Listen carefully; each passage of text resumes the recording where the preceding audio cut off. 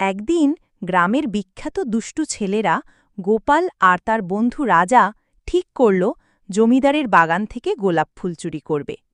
গোপাল বলল, শোন রাজা, আজ রাতে চুপি চুপি জমিদারের বাগানে যাব। গোলাপ ফুলের কি সুন্দর গন্ধ, দুটো ফুল চুরি করলেই দারুণ মজা।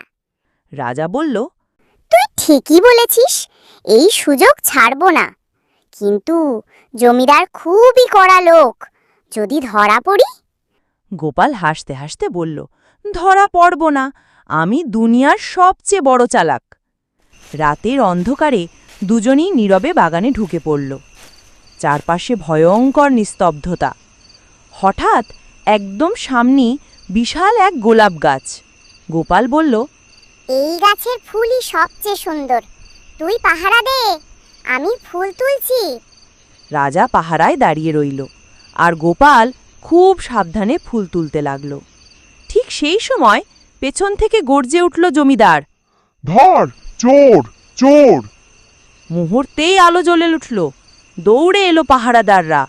গোপাল আর রাজা দিশেহারা হয়ে পালাতে লাগল। পাহারাদাররা এসে তাদের ধরে ফেলল।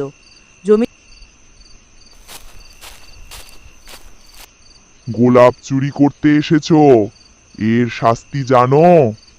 গোপাল কান্না মুখে বলল, জানি দাদা, কিন্তু ফুলের গন্ধে আর লোভ সামলাতে পারিনি। জমিদার হেসে ফেললেন। তোমরা তো দেখি বড় সাহসী। ঠিক আছে, আজকের মতো ছেড়ে দিলাম, তবে বাগানে ঢোকা মানা। লাইক সাবস্ক্রাইব করতে ভুলো না।